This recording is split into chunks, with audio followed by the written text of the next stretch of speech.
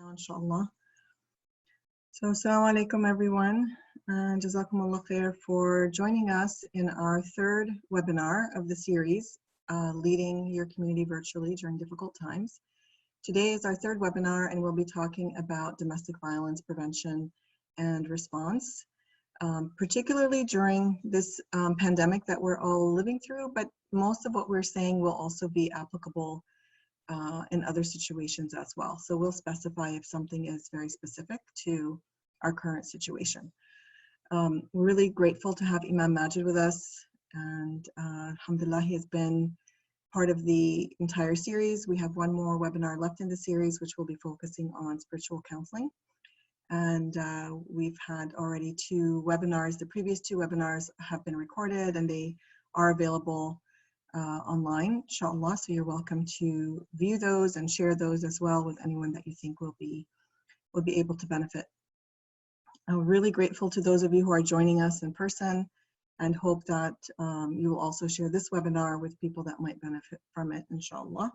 The topic that we're addressing today in this third part of our series is specifically about domestic violence, and the reason we're doing that is because the risk of domestic violence really increases during any kind of unusual circumstance where people have less options than they might normally have, and particularly now because of the stay-at-home orders that are in place in most of the states around the country. So people are homebound, and that does raise the risk of domestic violence. So that's really why we wanted to address this topic.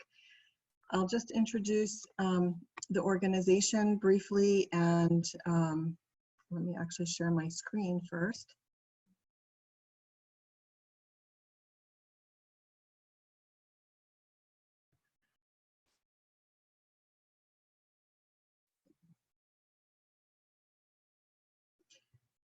Okay. So just a little bit about Peaceful Families Project.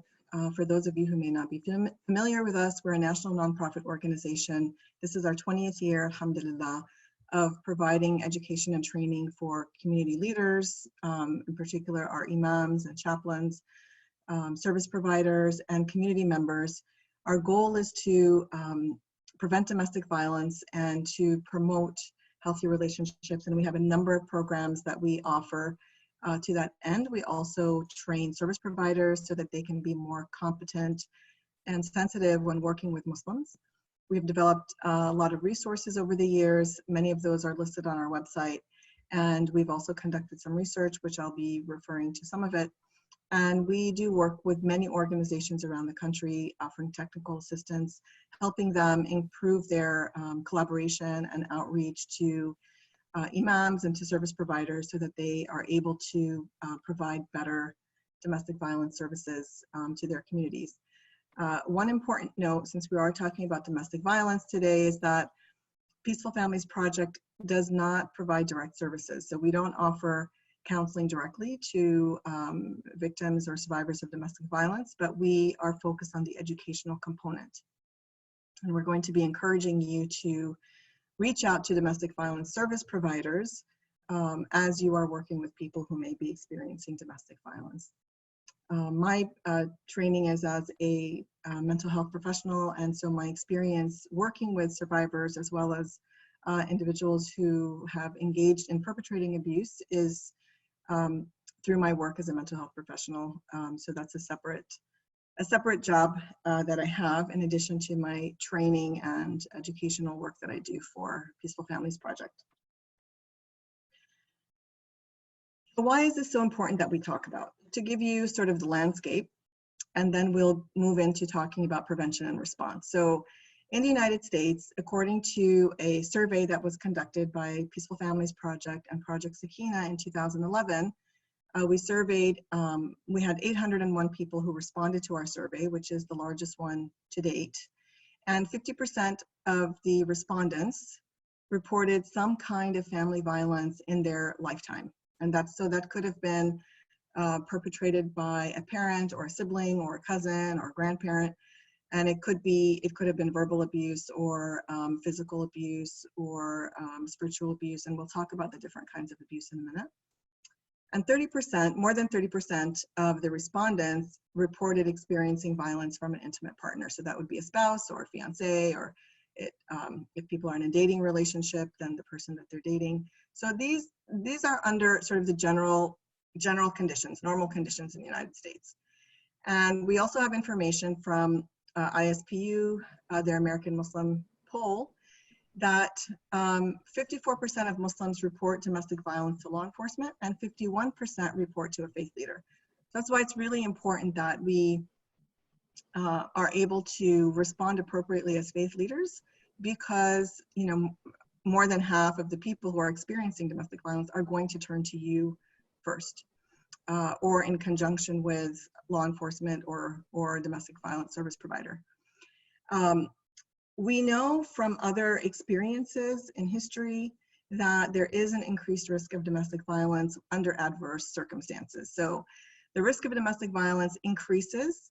It's not caused by these factors, but it increases. The risk increases when there is unemployment, when there is extreme stress and hardship, when people don't have options to get space from each other or get away from each other, to de-escalate. And so during this time when all of us are being asked to stay home, all of us are being asked to refrain from going to different places, many places that we might have gone before to take a break, like the library or a coffee shop, or even to walk around the mall, or even to go and see domestic violence service provider in person. All of those things now are not options for us. So most everyone in the home may be experiencing more stress, and people who don't have good coping skills, even if they never experienced violence before, they might be experiencing it now, as people may not be managing their emotions appropriately. And then those people who were already in abusive relationships, the risk of the intensity increasing now is particularly great, because there's no escape. There is nowhere to go. And the person who is abusive may be feeling more stressed, more out of control than normal, because as all of us are experiencing uncertainty and maybe feeling stressed by that, the person who is abusive is also experiencing that and has already shown that they don't have good self-regulation, and may also feel entitled actually to perpetrate abuse. So I'm going to ask Imam Majid to talk about the importance of prevention during these times, and then we're going to move into specifics about how to respond appropriately and how to respond virtually, because the way we may typically respond is also limited, given that we are all homebound as well. And I forgot to mention earlier, if people are not able to see the speakers and the slides at the same time, you can try putting your settings in gallery view. But Imam Majid, please go ahead. Bismillah, alhamdulillah, wa salatu wassalamu ala rasulillah. Thank you so much, Sister Salma, as usual, for time that you spend and the training and the teaching we've been doing for all of us. I would like to speak about the issue of people feel being trapped. Some people already now we have cases where somebody saying that they feel like there's no way to go, and they feel that they have been put into a box, and that is not a good feeling to have in general, but especially at this time where a person does not feel they be able to walk into places or to be in gathering that maybe give them comfort. The problem that we have today, that people make an excuse because of the stressful situation to become more aggressive and to be more abusive. And it was very troubling to me. I have to mention that. I mentioned Sister Salma, I have to mention it. One of the government in a Muslim country have asked the women to be nice and to serve their husband at this time, to put more makeup and do this and that. And I was so upset about this. And and they said, "Why are you so upset about this?" Because it looked like one-sided, as if the woman doesn't have a space to go, and they don't need comfort. Why are you making one-sided? Okay, be locked down together, then one person have to do all the work. Perhaps you want them also to cook and clean and so forth, and to look nice for their spouse at this difficult time.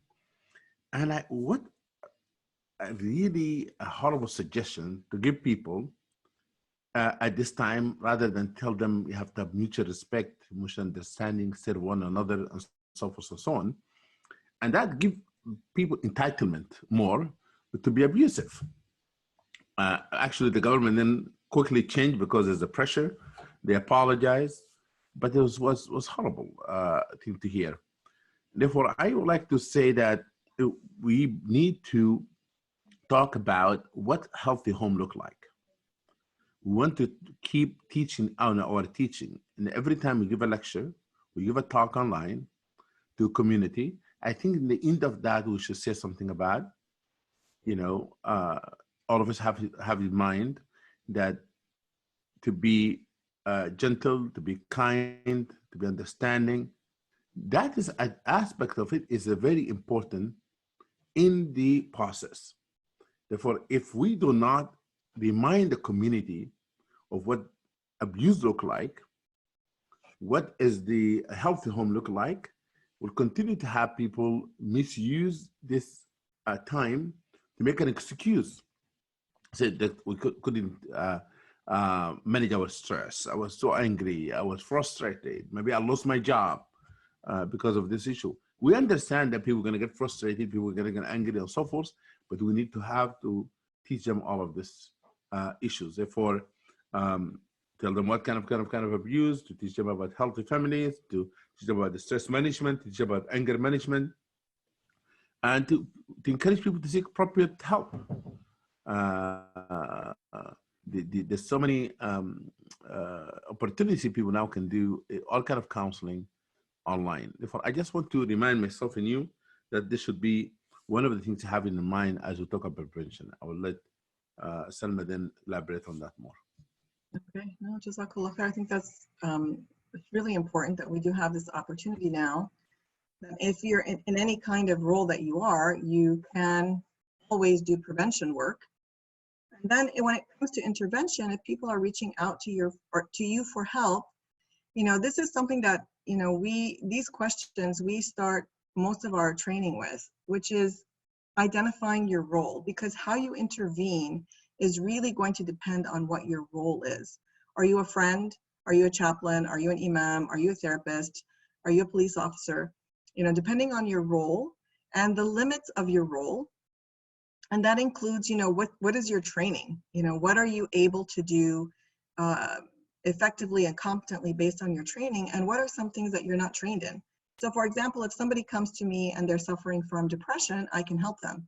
If somebody comes to me and they're having a heart attack, I cannot help them. The best I can do is to call 911, to recognize that they need intervention that is not within the scope of my competency. So that's a very important way to help. And if we try to trespass into other people's sort of areas of expertise, we can actually cause more harm. So when we're talking about domestic violence, it really is the same. When I give the analogy of a heart attack, I'm doing that intentionally because oftentimes we do not, we don't really appreciate the danger, the harm that can be happening in abusive relationships. It's not something light. It is something that's very serious. And so, we also want you to be thinking about who will you refer to for additional expertise. So before you engage in sessions with people who are in abusive relationships, you should already know where you're going to find a domestic violence service provider. You should already know how to access mental health services. You should already know, what are the appropriate hotlines, either in your area or the national hotlines. So that's just really important, just to set your frame of mind before you begin doing any kind of intervention. Something that I think is really important whenever we're talking about domestic violence is that people understand that relationship health occurs on a spectrum. and that it's not always, you know, either or, but there are relationships that are more healthy than others, and there are relationships that are unhealthy, but they're not necessarily abusive. And then we have the relationships that are abusive. This spectrum is taken or adapted from the National Domestic Violence Hotline. They have a lot of good information on their website. I do encourage you to visit it if you're not very familiar with domestic violence, and even if you are, there are lots of resources there. So ideally, we want people to be in the healthy relationship box, which is that they're able to have this mutual respect and mutual care for each other that Imam Majid was referencing in terms of what we want to promote. Most of the cases that we see are in the middle, these unhealthy relationships where people may not be very respectful of each other's needs. They may not, you know, it kind of might be a lopsided relationship. They don't have good conflict resolution skills. And those are the cases where we might be very helpful in providing couples counseling and relationship skills counseling. But the category on the end, which is the abusive relationship, it does require special attention and special kind of intervention. So that's why, I really emphasize that people should be able to assess, are we dealing with an unhealthy relationship or is this an abusive relationship? An abusive relationship, you know, the abusive person has really crossed all boundaries and is going into behavior that is harmful, dangerous even, and really demeans their partner. So whether it's, you know, insulting or threatening, whether it's making false accusations, whether it's physical and there's hitting and pushing, but it's generally a pattern of inflicting harm and, you know, exerting some control over the other person. And the abusive behavior occurs on a spectrum as well. So you could have a relationship where the abuse might be mild in the sense that, you know, there may be some threats, there may be some name calling. There is no risk of lethality, like death occurring. There are relationships on the other extreme where it is very, very dangerous to stay even another moment in that relationship without the fear of losing your life. So those relationships occur on a continuum. And before we engage in any particular intervention, we have to do some sort of assessment to determine where on the spectrum of relationships is this person and where in the spectrum of abuse is this person, because that will really shape our intervention, right? So if I tell you that, you know, I have a cold, you're going to give me a different remedy or different suggestions than if I tell you that I have chest pain and I can't breathe, right? So the same way, we need to know what's going on, and then we know, do we just go straight to calling 911, or do we just do some safety planning, or can we actually do some couples counseling and teach people how to communicate with each other in a more respectful manner? Imam Majid, anything you want to add here? If I would say one thing that maybe, Jazakallah khair, this model that you have mentioned to all of us, we should use that in our teaching. You know, when we talk about the healthy, unhealthy, and abusive relationship, to create awareness when we talk about prevention again, and those people can, every individual knows what it is, and they can recognize their own relationship, where they are in that relationship, I think. Yeah, that's a really good point, even for people to do their own assessment and evaluation. So there are many kinds of abuse. I'm really just going to run through this quickly so that we all know what we're talking about. But I do invite you to either come to the Peaceful Families Project website or National Domestic Violence, or just even read about domestic violence if you're not familiar with it. Because, you know, there really are so many different kinds of abuse and how it looks like. The most common and the most obvious is physical abuse. However, physical abuse may not always be the most damaging, you know.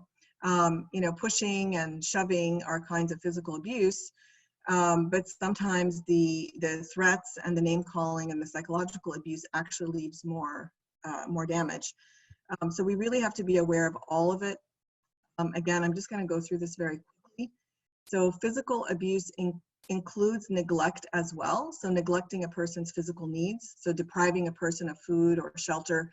And this is very common, you know, in abusive relationships where the abuser may put their wife outside in the freezing rain or in the cold, or put them in a room that is not properly furnished, or not allow them to eat. So that's a physical kind of abuse, and it's very damaging. Pinching, hitting, pushing, slapping, kicking. We see also very commonly in some of our families where, a parent pulls the child's ears, or, pinches them between the thighs. That's abusive behavior. Pulling hair, using a weapon, of course, throwing objects. It's not unusual when people get heated that somebody throws the remote control, or throws a cup, or throws a plate. And we have to understand that that is abuse, even if that object did not hit the victim. Maybe it hit the wall, but it is still a kind of intimidation, and it is a form of abuse. Even behavior that on the surface may look playful, like tickling, for example, but when a person does not want to be tickled, and tickling, makes you laugh if you're ticklish, and then you're not able to really move or leave the room, or leave the situation. So even that could be a kind of physical abuse. And choking and strangulation, which are very common and can lead to immediate or delayed death. So these range, on a continuum from life-threatening to causing injury, to simply causing intimidation. Verbal abuse is very, very common. People don't necessarily recognize the damage of being insulted, being called names. Of course, this is prohibited in Islam 100%, and it does lead to a lot of psychological, potentially psychological and even spiritual issues. Psychological abuse, the common kinds that we often see in the Muslim community are threats to divorce the wife, or threats to take a second wife, threats to deport her or to ruin her reputation. Any kind of intimidation, jokes. So sometimes, it's like, I'm just joking, but the joke is so offensive and it's so demeaning, it isn't really funny. So then it becomes abusive. Humiliation. Again, these things are all prohibited Islamically. I'm going to run through all the types of abuse, and then Imam Majid, I'll ask you to, if you want to comment on anything, but just so that we have all these out here. Financial abuse is also very common, and it's one of those kinds of abuse that we can't really see, and so we may not realize that it's happening. But when somebody is earning money, but the money is being confiscated by the abusive partner, making a person feel guilty for providing for her. So Islamically, it is the husband's job to provide for his wife and for his family. And so if he's always telling her that she owes him because he's providing, so she should do whatever he says because he is providing for her, and making her feel demeaned because she's reliant on his provision, that's a kind of financial abuse. The sexual abuse is also, in these particular times when people are homebound, I anticipate that this type of abuse is going to increase as well. Because it's private, it happens, between closed doors. People don't really have any way to escape, especially if people are living either in small homes or apartments, or maybe there are a lot of people living in the home, so you really can't escape. But forcing any kind of sexual relationship, on the other hand, it could also be deprivation of the sexual relationship, which should be mutual in Islam. Imposing sex during prohibited times, so Ramadan is coming. An unfortunately common kind of abuse is to force a woman to have sex during the day, during fasting. Being forced to watch pornography. So, again, I would expect an increase here because people are all in front of their screens. There's really not much else to do. And so being forced to watch pornography or any kind of sexual content that is unwanted is a kind of abuse. Isolation here, we're already being isolated, all of us, by virtue of the health situation. And so it may not be, although this is really one of the most common and beginning forms of abuse, this may not be something that the perpetrator has to do because we're all isolated, but it could be restricting or limiting certain relationships. So a lot of people are relying on, contacting family and friends by phone or by FaceTime or video. And so it may be, kind of interfering with those relationships or not allowing a person to have those connections, withholding affection, ignoring a person. So you could be in the same home and the person doesn't talk to you for weeks or for hours, for days, acts like you're not there, acts like you're invisible.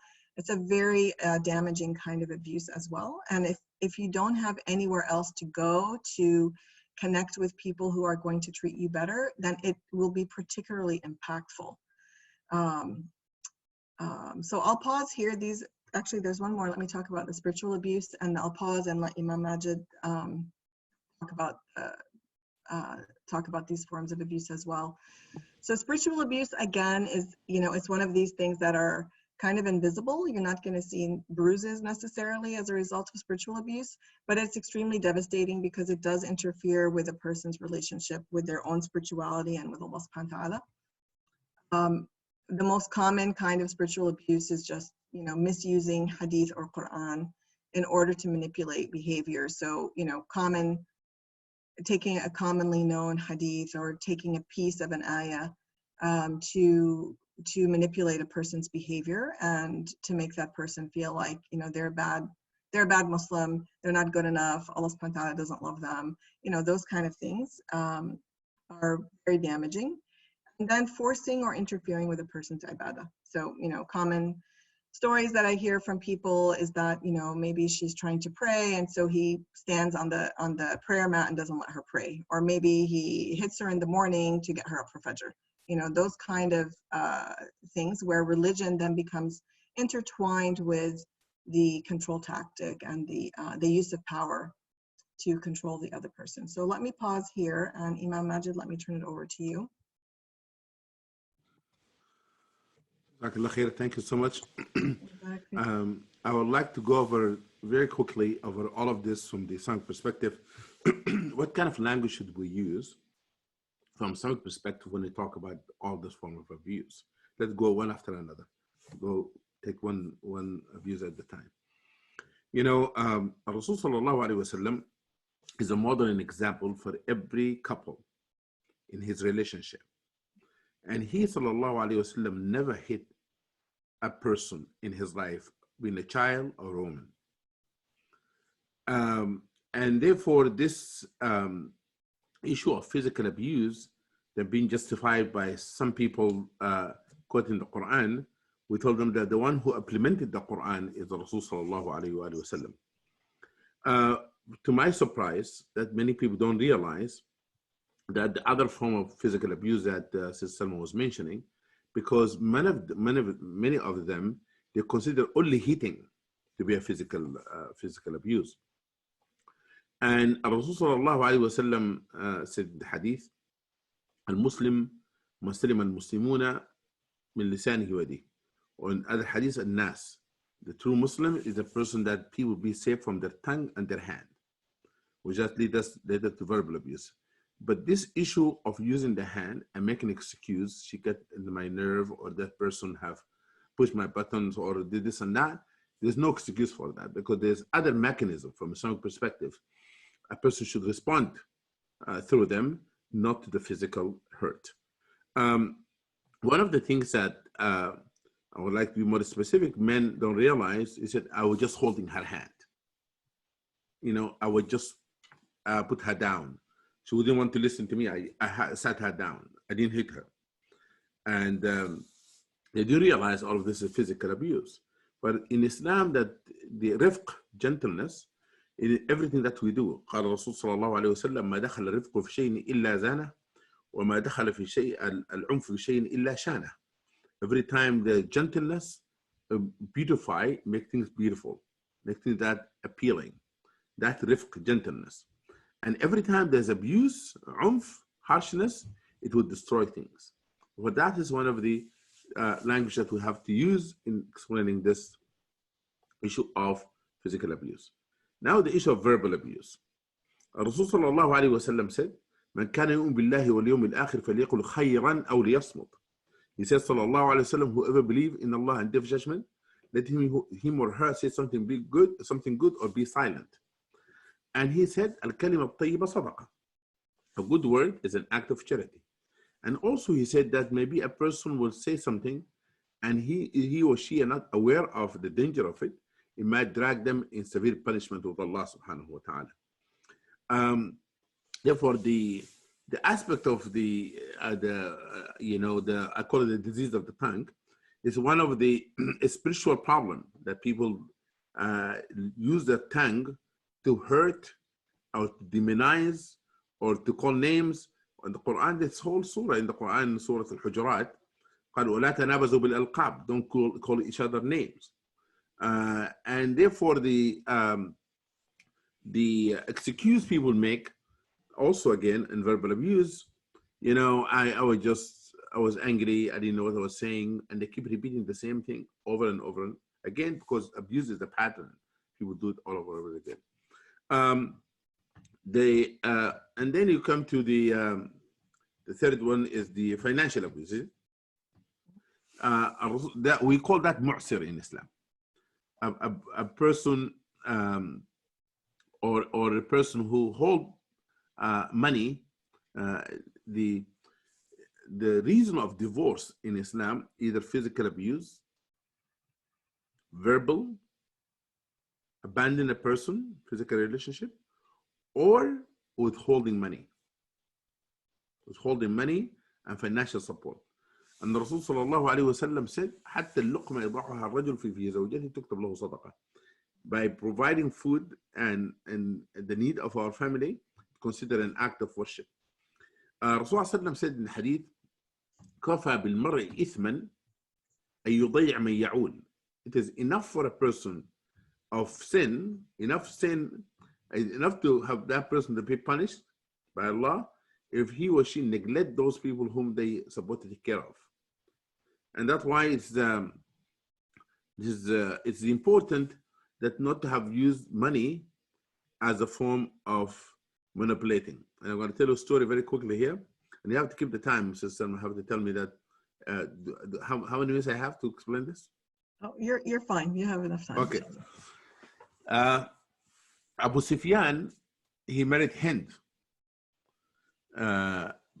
and she came to Rasulullah, said, Abu Sufyan رجل شحيح. Said Abu Sufyan, very stingy man. He's not giving me money. Can I take money without his permission? Rasulullah said, yes. Take it, خذي بالمعروف. What that means, take from his money what he's supposed to take care of you. Don't allow that. Rasulullah gave her permission to take the money without permission of the husband. What I mean by that those people who are stingy and they hold back the money has to be told that it is not of a characteristic of a true believer to deprive his own family from what they need, nor use the money to manipulate a person and to control them. The other issue of the verbal and emotional abuse is what Allah subhanahu wa ta'ala talks about in the ayat of Dhihar. A man said to his wife, named Khawla, I'm going to treat you like my mother. أنت علي كظهر أمي. I'm going to touch you physically and so forth, and I'm going to treat you like that. They stay married, and they're not, have physical intimacy with her. She went to Rasul sallallahu alaihi wasallam, and the Rasul sallam said, "This is considered like divorce." She said, "No, but I don't want. I don't want to be in. I don't like the relationship to end like that. It has to be punished. This guy." She argued with Rasul sallallahu alaihi wasallam, and Allah subhanahu wa taala said, "قد سمع الله قول التي تجادلك في زوجها وتشتكي إلى الله والله يسمع تحاوركما." Allah have heard the complaint of the woman to you, Ya Rasulullah. Allah. And she argued with you back and forth about him. She said to him, I gave him children. I spent all my life with him, and now he just throw me like that. That's what she said. If you read the commentary of the tafsir. Rasulullah said, I don't know any other solution. I don't know. There's no ruling on this. She just left the house of Rasulullah. Jibril came, alayhi salam, send a revelation for this woman. الرسول صلى الله عليه وسلم قالها back, قال إن الله قد أنزل فيك وفي صاحبك قرآنا. Allah had revealed the Quran on you and your husband. What the punishment? إن الذين يظاهرون من نسائهم ثم يعودون لما قالوا فتحرير رقبة من قبل ما يتماسى فمن يجد فصيام شهرين متتابعين. He said that either to free a person or to fast 2 months consecutive, no break, consecutive. That is for a verbal abuse. Verbal abuse. So many people misuse talaq. I would divorce you. If you not do that, I would divorce you. If you step out of the house, I would divorce you. That's called really emotional and verbal abuse. Islam had punished people for it. And then you come to the issue of the intimacy, is it? Sexual abuse. Sexual abuse. It's not permissible for a husband to force himself on his wife. Just use plain English. Rasulullah prohibited that. And he said to them, don't be like animals. Okay? لا يكون أحدكم كالبهيمة. Furthermore, Rasulullah told them, if you were coming from a further far trip, and at that time there's no phone, there's no texting and so forth, he said, and you come and arrive at night, don't go home. Go to the masjid. So that those husbands do not demand physical relation from their wife and they're not ready for it. Subhanallah. Somebody sophisticated the religion. And people talking to me said, you know, Imam Majid, you're too liberal. There's no such a thing called marital rape and blah, blah, blah, blah, blah. I said, Rasulullah, what worse than Rasulullah calling a person an animal? Bahima. What worse than that? You know, he took all their humanity from them. Therefore, that's enough description. Therefore, it's very important for all of us to, when we talk about this issue, have to use a language that people understand, especially people who manipulate in religion, using religion to justify their behavior. And the last thing I want to talk about is the spiritual abuse. You know, there's some people who almost left Islam because of the husband that come to the masjid in first line and you know, and then misuse religion to justify their behavior. And we have to tell people that your relationship with Allah subhanahu wa ta'ala is a direct relationship. There's no man, there's no one between you and Allah subhanahu wa ta'ala. And therefore, no one can manipulate that relationship in a way that make you submit to them. Because Islam meant to liberate people, not have them to become being enslaved by somebody and using religion to justify it. Now, people saying to me most of the time that people been misusing and abusing the concept of spiritual abuse. Spiritual abuse, definition of it, that after the scholar debated, it is misusing Quran or Hadith, teaching of Islam, to justify abuse or control or to deprive someone from their rights. That's what it is. For people who are using that or violating someone, also violating someone's rights, because they have teachers, you have imams, you have shuyukh, you have all of this kind of relationship where somebody use and abuse their spiritual relationship. For that is in the nutshell how to use, you know, what kind of language, Islamic language or text language to address this issue Sister Salma have mentioned. Jazakallah khair. And subhanAllah, Islam really has such high standards for us, how we're supposed to treat each other. And, you know, even as you were talking, I was just thinking, there are so many people that, you know, they say this domestic violence is like a Western problem. It's a new issue. It doesn't happen in Muslims. And the Prophet ﷺ was addressing it very explicitly, even at his time. All of the forms of abuse have always been there. So that's really important for us to remember. Also, you know, I want to talk a little bit, just briefly, about the impact of living under these different kinds of abuse, and the impact can range, you know, from physical injuries up, you know, on the continuum until murder, which unfortunately does happen. And I was reading a report about the increase of women being killed in Turkey during this time right now, during the shutdown or lockdown in Turkey. So, you know, this is happening already. I just really pray that we're able to prevent in some way, you know, things getting to that state here by doing this kind of education, by letting people know that they have resources. Of course, there are much more common impacts that don't end in death, and they're also, you know, preventable. And that is, you know, just physical illness as a result of being under stress, chronic stress. Mental illness like depression or anxiety, post-traumatic stress. Unfortunately, sometimes people who are being abused don't find any way out other than taking their own life, and sometimes it gets to that point. Even in the Muslim community, we've had that situation. As Imam Majid said, you know, people may leave Islam, so that's spiritual crisis, even if they don't leave Islam fully, but really trying to sort out, you know, especially when somebody is using Islam and Islamic teachings as a weapon against you, it can be very difficult for people to keep their emotional and spiritual relationship with Allah unaffected. So many people go through some kinds of crisis. And of course, homelessness is a big issue because many people they've lost their financial means. They don't really have a lot of options, but they don't want to stay in that relationship. So they may just leave and with nowhere to go. So the majority of women who are homeless actually are people who have been victims of domestic abuse. And that's really important for us to know. Now, I want to switch gears into kind of our role when people come to us or come to you all for counseling, that you understand how a person may be impacted in terms of how they relate to you and to other people.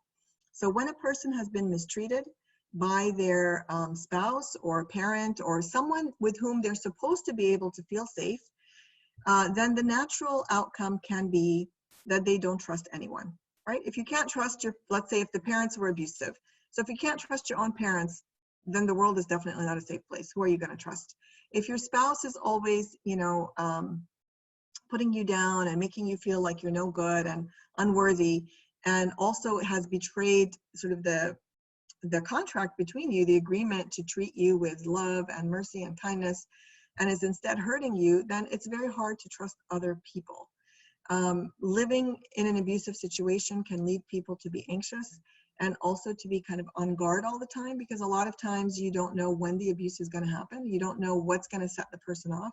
And so you learn to be always on alert, and you can be very easily triggered, even by someone who is not abusing you. So sometimes when we're providing counseling or we're providing assistance, we may get frustrated. We may not understand, you know, why is this person acting like that with me? I'm trying to help. But in actuality, it's just that this person has developed some coping responses to living in a very abnormal situation in which they cannot feel safe. They're constantly feeling afraid of being harmed in one way or another. And so as a result of being in that kind of chronic stress, sometimes people also have difficulty processing information. So you may find that you have to repeat yourself several times. They may have trouble remembering details. They may tell the story to you today one way and tomorrow the story is a little bit different. It doesn't mean that they're lying, but because the brain is impacted by being under chronic stress, it can just be difficult to remember things in the proper order. And then, you know, a lot of people who may not have too much training and don't really understand sort of the impact of domestic violence and what it's like to be in an abusive relationship. Sometimes I hear people express this kind of frustration that, you know, this person is coming for counseling and doesn't seem to know what she wants. You know, on the one hand, she says, you know, I'm being abused, I don't like it, I want you to help me, I love this guy. And then if you say, okay, you know, you need to get help or you need to file a report, then they say, well, I don't want him to get arrested because, you know, he needs to, he might be deported, or he might be, you know, he might be mistreated in some way. And so it's sometimes easy to get kind of confused and frustrated. But what we have to remember is that these situations are actually very complex. And a person may have feelings of affection, even have feelings of love towards the person who is also abusive, because that person is not always abusive. Plus, you know, people can become attached to their abuser, and if they haven't experienced other healthy relationships, you know, this is the person that I'm with, and this is the person that I'm attached to, and this is the person I'm dependent on, and they may not really know what love is really supposed to be like, and so they may oftentimes also misinterpret controlling behavior as love. So, and sometimes the abuser will actually use that, like say, you know, I want to make sure that I know who all your friends are because I don't want anyone to harm you. I need to see all your emails just to make sure that nothing bad is happening to you, right? So it could even be framed as love, but it's actually controlling, and that also messes with people's heads. So it's just important for you to approach people who are in abusive relationships with a lot of compassion and a lot of patience, and just remembering that their circumstance is actually quite difficult, and that they may have developed some coping mechanisms that have helped them to survive, but actually may make it difficult, you know, may make interpersonal relationships a little bit challenging sometimes. Imam Majid, anything you want to add here? I think that wonderful. I don't have anything to add now. We'll go to the next show. Okay. So now we'll talk about responding effectively. So first and foremost, and if you've been in the other webinars, you've heard this before, but we emphasize confidentiality a lot.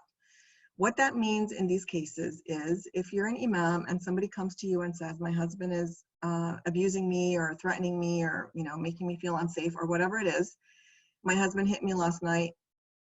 Confidentiality means you cannot pick up the phone, call the husband and say, your wife is here in my office. She said you hit her. Did you hit her? You have just now, you know, breached confidentiality, and you've also created a very unsafe situation. So confidentiality means that you are very careful about who learns about the information that you just received. And, you know, if you missed our previous webinar on counseling and you're not sure, you know, what I mean by this in terms of counseling, please go back and look at that webinar. We talked about it. We talked about ways you can maintain confidentiality, just, you know, what you need to do for the space that you're providing counseling in. You also need to be a safe person yourself. Okay, so you might wonder what I mean by that, but sometimes we as helpers can also cause harm if we're not taking care of certain things. For example, our own emotions.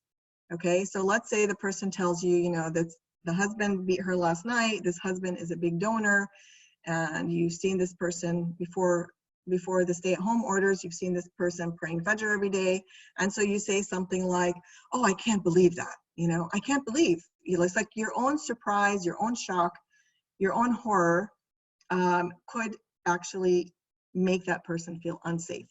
So we have to manage our own emotions. Also, you know, we talked about this when we talked about self-care in the first webinar, that if we're tired or burned out, which you might be, because if you're responding to these calls all the time, you may be tired and burned out. You may actually not have too much patience. You might be impatient, you might be irritable. And so you need to manage your own emotions and take care of yourself so that you could be a safe person. You want to avoid judgment and blame, and you'll see here that I have verbal and nonverbal. So I'm sure that you know, if you can think of situations where you've talked to somebody and their facial response, they didn't say a word, but their facial response makes you feel like you've done something awful or you're a terrible person. They don't even have to say a word. So as helpers ourselves, you know, we need to pay attention to what is our facial response. If we're doing virtual counseling, they're not going to see much more than our face. And so it's really important that, you know, we're paying attention to what's showing on our face. Being compassionate, even if you don't really understand too much what this person needs from you, or maybe you don't have the answers, compassion in and of itself is very helpful. Because if you think about a person who's in an abusive relationship, they're not getting compassion from the person who's abusing them. Compassion in and of itself can be a tool. It can be very effective. It can begin a healing process, and it conveys to the person that they are actually worthy and deserving of being treated well. People who are in abusive situations generally don't have many choices. And so we can also teach them that they're worthy, by offering like these are like really small choices, but they can be quite meaningful. Instead of saying, okay, I'll call you at 10 o'clock tomorrow, you could say, I have 2 times I can offer you 10 o'clock or 11 o'clock. Which one is better? Now you've just empowered that person. You know, does this person prefer a video session or a phone session? We did talk about the pros and cons of each in our last webinar. However, in the case where a person may not be safe, maybe they need to take the call from the bathroom, for example. Maybe that's the only private space. So maybe they don't want to have the video on, or maybe they can't be dressed appropriately because they don't have access to getting dressed appropriately. So they need to talk on the phone. So you want to ask them, offer them if they need to take a break, if it's getting too intense, and you consult with them about what's the next step. So all of this is, you know, different from what they're experiencing in an abusive relationship. And even again, if you don't have a perfect solution, the interaction itself, the relationship you have with that person in and of itself is healing and helpful. The last thing I want to say before I turn it over to Imam Majid is that, you know, we can re-victimize someone by our own response. Unintentionally, I imagine, it's mostly unintentional.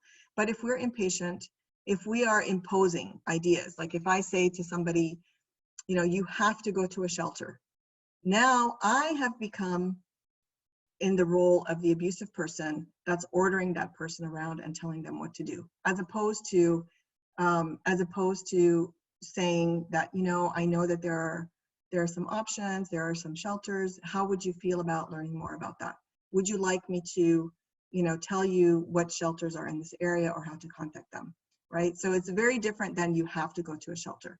And the piece that I left off here on this slide, but it's really a common way to re-victimize people, is to blame them, right? Just, you know, well, if you had been more patient, if you had been more, as Imam Majid gave the example earlier, you know, that women should be all dressed up and wearing makeup and, you know, always pleasing and available to their husband. So if you respond by saying, you know, by asking, well, have you been dressing up? Have you been wearing makeup? That wouldn't have happened. You know, so that's blaming, and it re-victimizes the person. So Imam Majid, I'll turn it over to you. Yeah, in this aspect, I want to say for the imam role or chaplain role, there's a few things to be said onto this. Number one is a person understanding the cultural background of a person you're dealing with. Because there's certain people that a particular language might trigger something with them, or it might not be received well with them. They misinterpret it. The second aspect of this that I can see as an imam is to go to the meet the person where they are instead of what they want them to be. Like sometimes I get upset, I used to get emotionally excited. I get upset, like sister would tell me her husband did this to you. I get upset, physically get upset in my face. And I said, you cannot stay in this relationship. And they need to say, easy for you to say that. Then I learned big time that was horrible for me to say. You know, although my intention was good, you know, I actually, the person who told me not to do that, Sister Sharif al-Khatib, rahimahullah. She said to me, you cannot tell them just, you cannot stay in the relationship. She said, you tell them, empower them, and said to them, don't accept this kind of relationship and so forth, and there's alternative for you, you can do this and that. But if you become like excited, you sound like their father. You sound like their husband. Therefore, you have, as a man, you have to, well, I'm talking to opposite gender, because there's abuse also happened to men, right? Let's just acknowledge that too. But that at the tone of my language, the tone of my voice, it communicates something. Therefore, I become very aware of that myself. The second or the third things that I can see is that to say, let me see him, this husband of yours. How can he cannot do that? Give me his number. Let me call him. And that's, you didn't hear what she wants.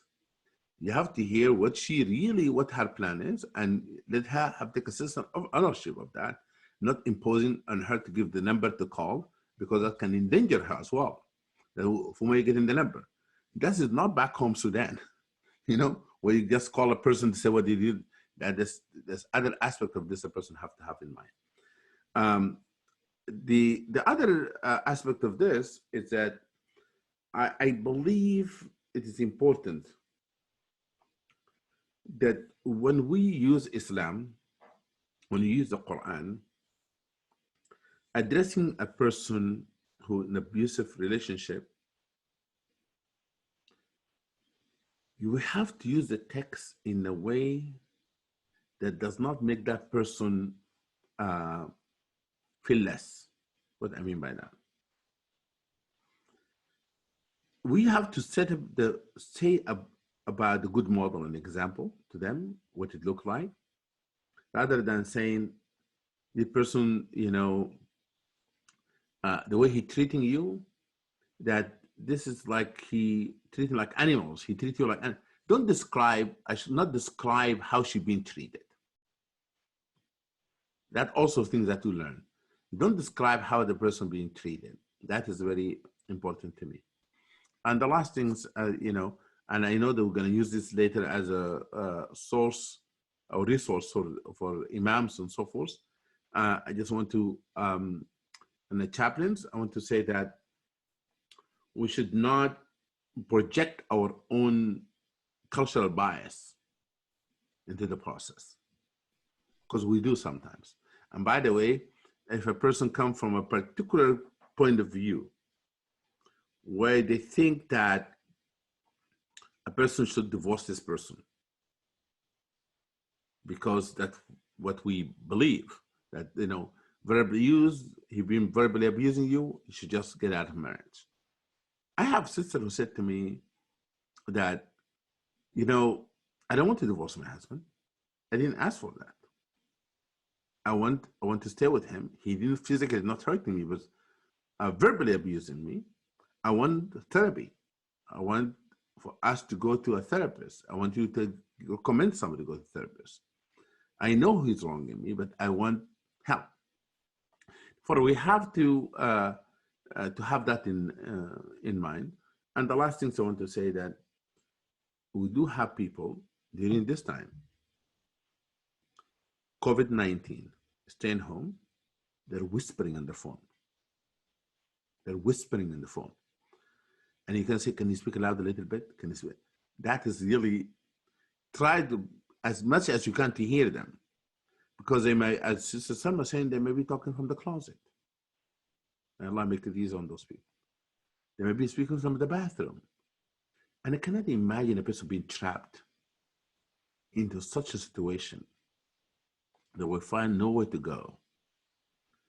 And they want comfort. They're seeking help. And there's no enough help that can be given to them at this time.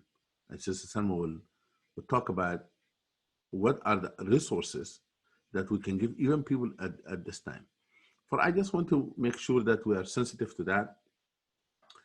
The last things I want to say, which is my problem, that if I try to work on it, don't lecture people.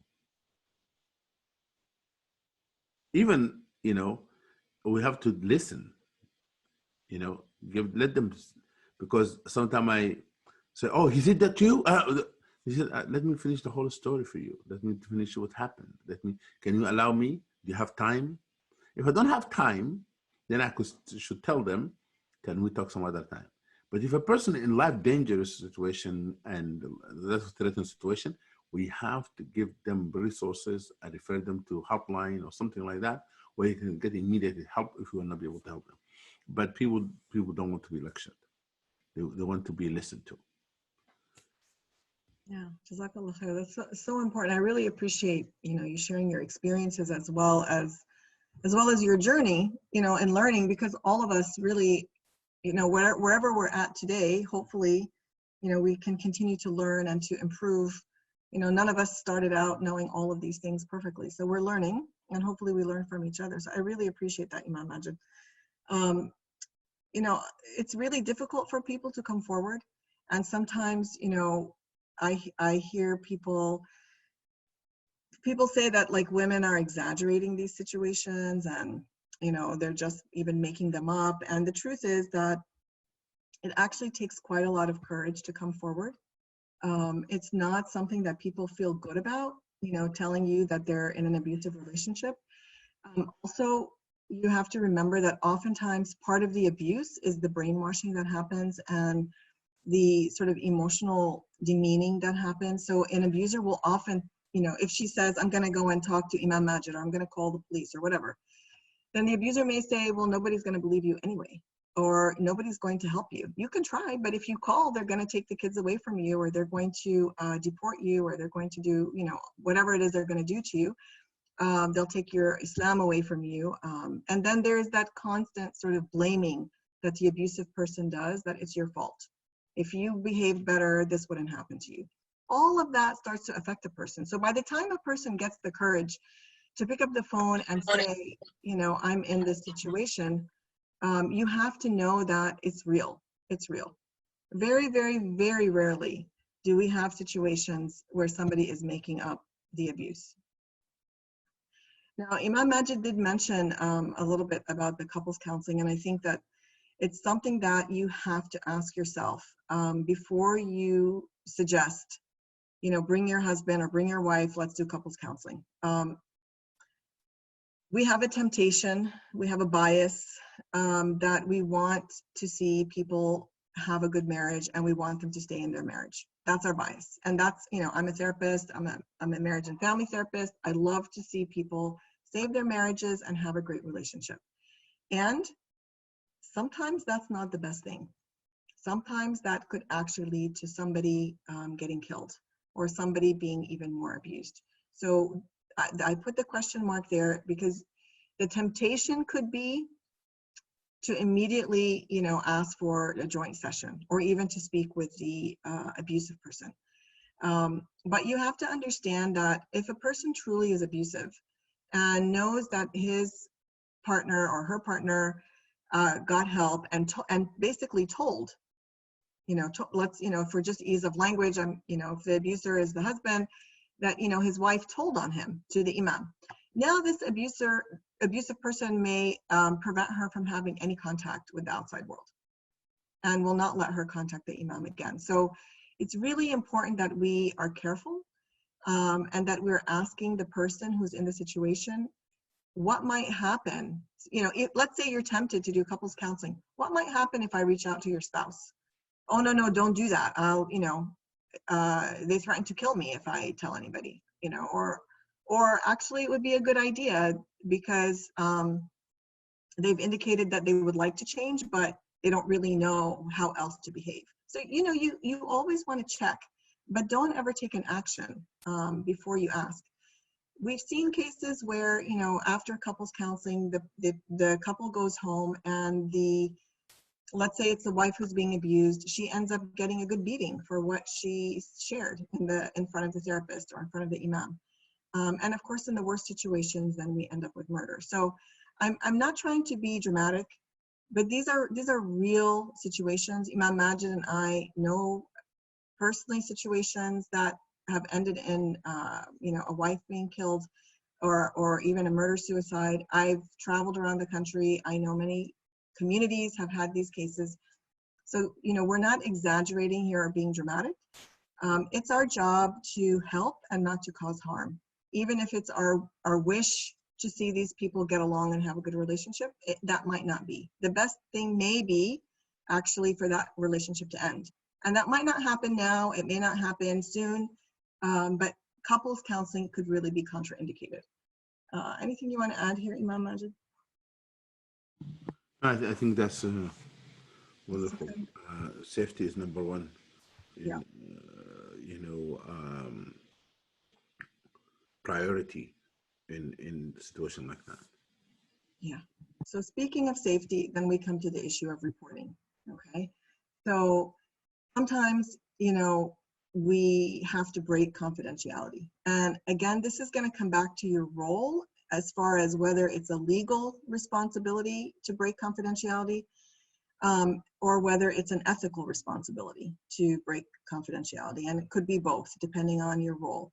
So in my case, as a licensed mental health professional, I am mandated to report to the appropriate authorities if a child or an elder is in danger, or if somebody is threatening to harm themselves or threatening to harm someone else. Then I am mandated to break confidentiality. But let's say a person is, coming to me and saying,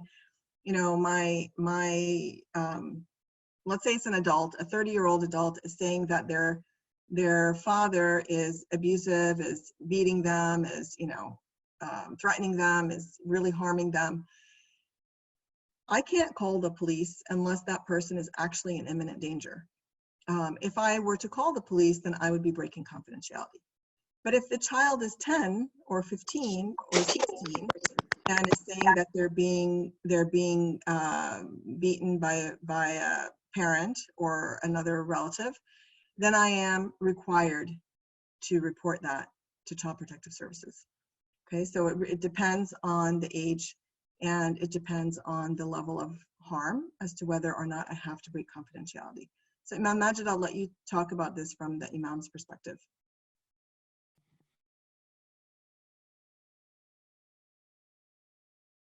We are not mandated to report in Virginia that I know of. That may change. But we have moral responsibility, emotional responsibility. If I come to know, like in one cases, that if there's a child being sexually abused and continuously, like it's not one more time or one time, it's many times, and that cannot be, it cannot be silent about this issue. So it's very important that that we take a moral responsibility to protect the vulnerable people, because Quran says, fight or speak in the behalf of those who've been oppressed, men and women and children, that who says that, oh Allah, save us from this unjust town. هذه القرية الظالمة أهلها. واجعل لنا من لدنك وصيرا الذين وليا واجعل لنا من لدنك نصيرا. Allah, bring us helper. We need help from you, Allah. Therefore, Allah subhanahu wa ta'ala says, how come you will not fight? Stand for those people. And therefore, people who are vulnerable people and being abused and mistreated, when it comes to the harm situation, like sexual abuse, physical abuse, and so forth, we have to, I'm talking about an elderly person or a child. When a person also went to commit suicide, that we have to know our limitation as Imam and chaplain. And we have to refer this to the proper authority or people to take care of it. But we have to have always what I call them resources, near our desk. Talk about referral, whom you can refer cases to, and as well as the law enforcement. We have to know how to, sometimes just we call the Child Protection Agency, or you call the hotlines. Therefore, there's other things that we can do to help. And I think that maybe we need to one day to create a complete toolkit for Imam. Then maybe Peaceful Family have done that already. Where to go for seeking help to help those people in danger. We are actually working on a toolkit, so hopefully it will be released soon, inshallah. Speaking of referrals, actually before we speak about referrals, let me just tell you about reporting. If you want to call Child Protective Services and you want to do that anonymously, you can do that. So that you can engage Child Protective Services. You can even consult with them if you're not sure if this is truly a case of abuse or not, and you have some information. You can call them. You should call the Child Protective Services in your county, or the Adult Protection Services. in your county. If it's an elderly person that you might be concerned is being neglected or is being abused. And as our community ages, we do have more and more elders in our community. And so we do have to pay attention to the fact that sometimes the elderly become quite vulnerable and they are in danger of being abused. And again, as people are all homebound, and people might be stressed, and some people may be losing their jobs, some of that stress might be taken out on an elderly person who needs a lot of care, or who may, it may feel like it's very draining to give care to that person when you are already, worried about your job and finances and even getting groceries, and everything can be a lot more stressful. So I want you to pay attention as well to elderly who may be in danger. And again, you can consult with Adult Protective Services. You can consult anonymously, this is what I'm hearing, any recommendations, do you think that this is something that needs investigation or not? You never have to do an investigation yourself. In fact, unless you are trained to do investigations, you should not get yourself involved in that. It is its own specialty area, and we shouldn't trespass into, professions that we're not trained in. But that's why I just want to say that, yeah, please. I'm sorry. Unfortunately, some imams, they go this kind of business. They go to the area of investigations, collecting evidence, what to hear from this and that, and they try to act like a judge. That is not our area. But we have to know what our limitations are. Okay? When people come to us for arbitration, they're different from this. But we should not investigate. Arbitration, people come in and asking for a ruling that you're going to ask them for evidence and so forth from Islamic perspective. But we have to know our limitation legally in everything that we do. And sometimes we can get ourselves in trouble. Yeah, Jazakallah khair. So the last piece here is the referrals, and we have been sending out to those who are registered for the webinars. We've been sending out resource sheets. We will be putting together a toolkit, as I mentioned, and we're in the process of updating a directory of Muslim domestic violence services around the country. But in the meantime, if somebody needs to talk to a specialist, the National Domestic Violence Hotline is 24/7. You should definitely memorize this number or have it, next to you. They offer their services by chat or by phone. They have a lot of resources on their website, thehotline.org, which people can access. And if they have to, let's say they're looking on their computer and somebody comes in the room, there's a quick exit, safe exit, and the fact that they were visiting that website is not stored on the computer. So most of the domestic violence services, they have this sort of safe exit to exit the browser so that nobody knows where they were looking. But it's really important. It's a good resource, and they will be connected to the local domestic violence services. And they can also just talk to a person and do that assessment to see what's the most appropriate thing to do in their situation. And they offer services in different languages as well. You can also do a search in your county or your city. You just look up domestic violence services. And because, our organization is national, I'm not going to speak about the local resources in my area, but you can do a search and you can look for Muslim domestic violence services as well until we're able to update our directory and release that. We'll share it with all of you, inshallah, once it's updated. But in the meantime, if a person is in danger, we don't require a Muslim person to save that person, right? So if you're having a heart attack, you don't care if the doctor is Muslim or not. You just need some treatment. If you're having a stroke, and if you are in danger, you can call a non-Muslim service provider and get help. So please do not restrict people in getting help if there is not. There are some places where there is no Muslim domestic violence service provider. Although, alhamdulillah, we are, seeing more of these services around the country. And then, most communities, or at least within the state, you'll be able to find Muslim mental health professionals. And if you can't find a Muslim, that is okay. But there are many directories. We shared that in the last webinar on virtual counseling. I shared several directories, and we'll be sharing them again with you so that you all can access the appropriate kinds of support. Some people may not be ready to get out of an abusive relationship, but they may really benefit from getting help around the trauma that they're experiencing, or managing their own anxiety, or even just discussing with someone kind of the pros and cons of staying in that relationship or leaving, and where else they can get help. So don't feel like you need to have all the answers yourself. Don't feel that you have to solve this yourself. In fact, you'll be doing a lot of harm if you try to do that.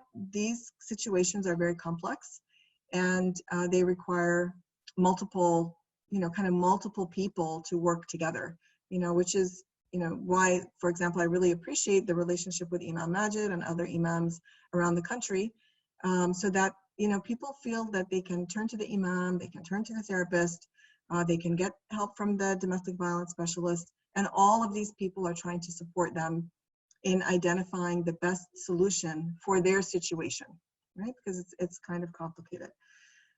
So before we end the presentation and move to question and answer, Imam Majid, is there anything that you would like to add?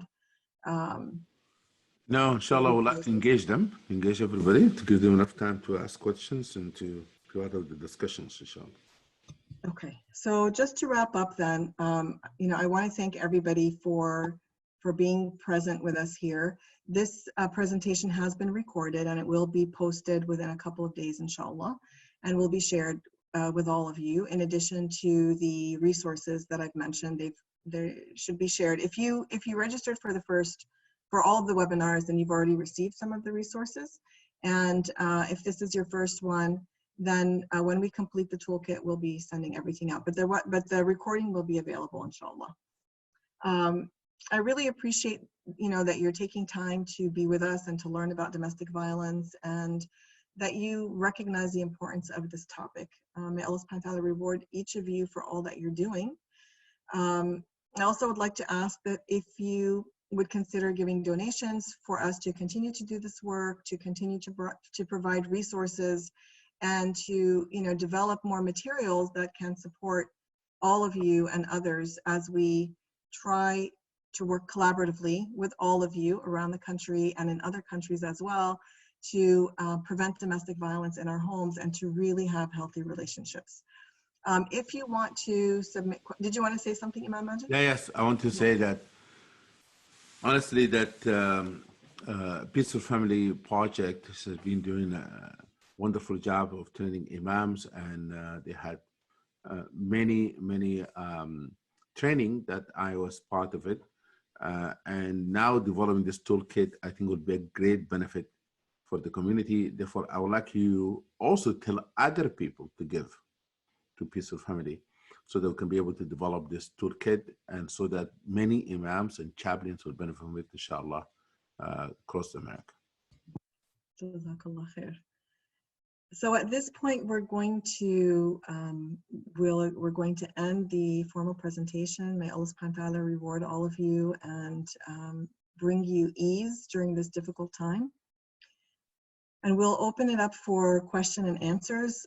As I mentioned in the beginning, if you missed it, the webinar itself has been recorded.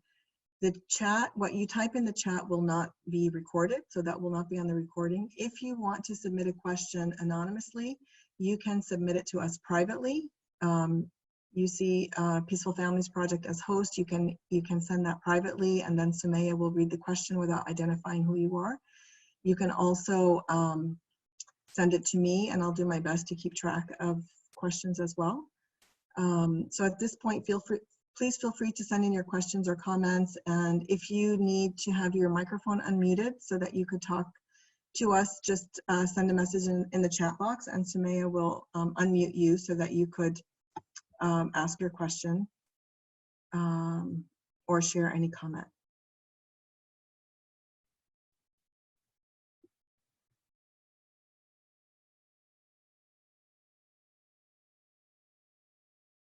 Okay, so I'm not sure, Sumaya, have we received any questions? We haven't received any questions, no.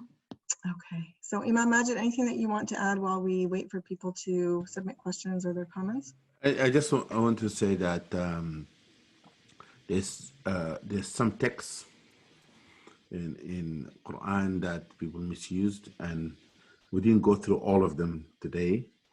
But one of the things that, from Islamic perspective, in my mind, there's about 5 things that quickly to think about. Number one, the verse 434 be misused and interpreted to justify physical abuse against women. And I said before that the model and example for applying this verse in the Quran, Rasul sallallahu alayhi wa sallam. Therefore, there's many interpretations. One of them talking about infidelity. One of them talks about just in the relationship, like the word using daraba to in the Arabic word, it means to leave it alone. Whatever those interpretations may be, that teach people that the person have applied this verse in his life, meaning Rasulullah, that he was not in any kind of infidelity of relationship. He has disagreement. They had disagreement, the spouse disagreement with him. The way he have dealt with this issue, that he went to the masjid and he said for a month. Then the Quran gave them the choice of staying with him or get the divorce in the most peaceful way. That anyone who also that misuse the word qawama, which is the responsibility of a man providing for his family. It is not a dictatorship. It is not something being honored because he's a man. It is a responsibility. It's not just a title being given to a human being. And then the concept of shura, consultation in the family. The issue of that Islam does not approve of control, but the Islam teach mutual mercy, mutual understanding, communication, respect. The ayah in the Quran, and believer men and women are protected of one another. Duality in the Quran, male and female being used in the Quran to show that mutual responsibility and equality before Allah subhanahu wa ta'ala. All of these are aspects of things that we need to have in mind as people debate this issue with us. Yeah, Jazakallah khair, Imam Majid. So we do have a question, which is that sometimes on campus we have rape cases with students. Can you talk about counseling through the decision on reporting? I guess reporting the rape. So, I mean, this is definitely a challenging, it's a challenging situation. There are, of course, pros and cons to reporting. And so I think it's really important to walk the person through the decision and explore all the possible outcomes that could happen. So of course, once you make a report, it's no longer private, and it becomes, depending on how the campus itself, how the university, whatever their policies are in terms of how they investigate it, it becomes a legal issue as well. And so people have to, I think the most important thing is that people have information about what happens once they report. What's the first step? What's the next step? What's going to happen? Who are you going to have to talk to? What does the investigation look like? If the investigation goes well, what the outcome could be. If it goes badly, what the outcome could be, so that people are really making an informed decision. Of course, from my bias is that I want people to report because I believe that a rapist should be punished and held accountable. At the same time, I know that there are times when that could actually be more detrimental. It could be more damaging. The legal process is not a friendly process. It can be a re-traumatizing process. And it's really difficult to talk about these things in public. It's really difficult to talk about the fact that you were raped and how you were raped and the details of that with multiple people.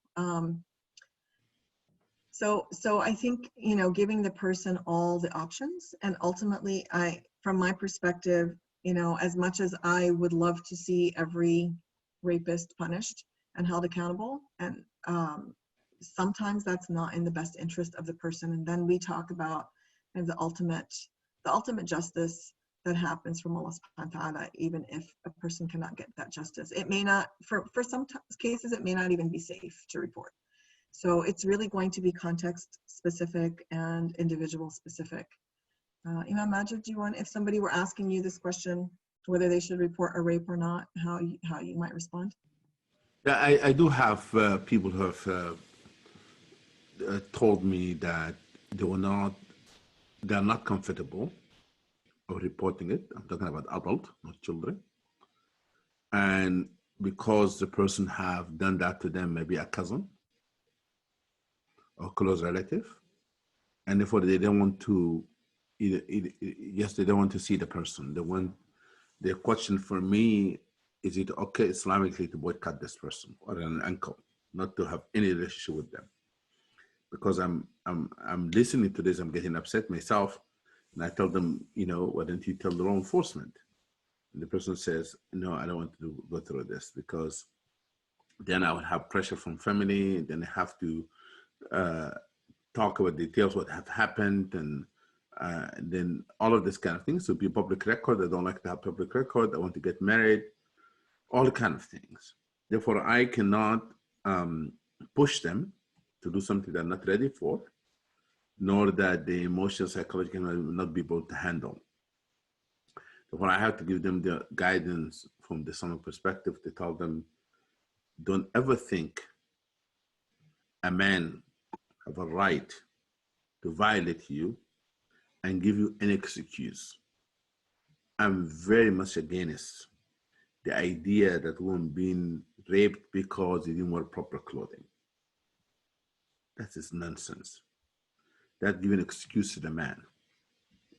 Honestly, modesty, it is not a conversation discussed during a rape case at all, because this is just unacceptable.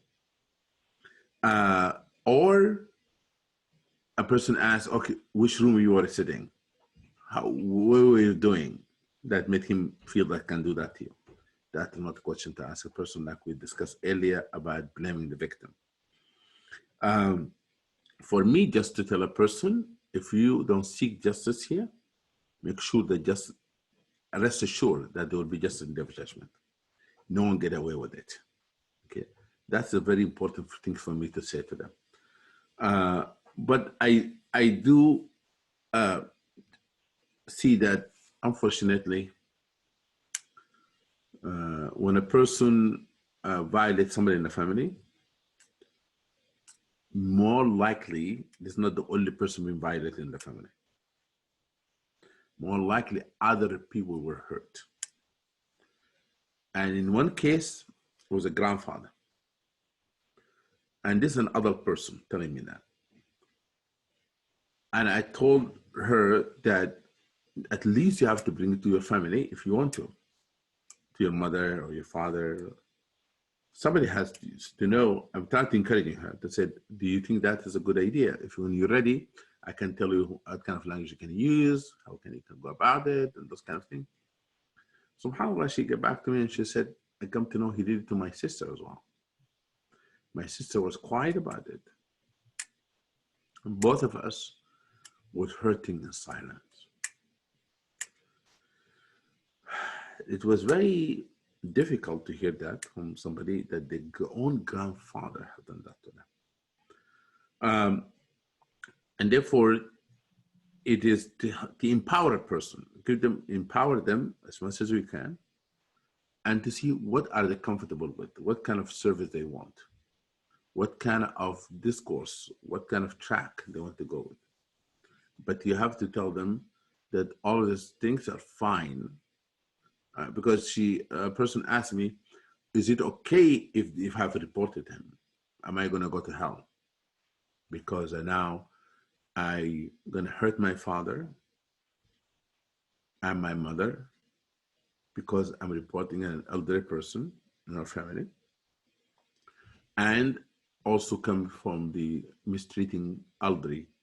I said, no, there's nothing like that, ever in Islam.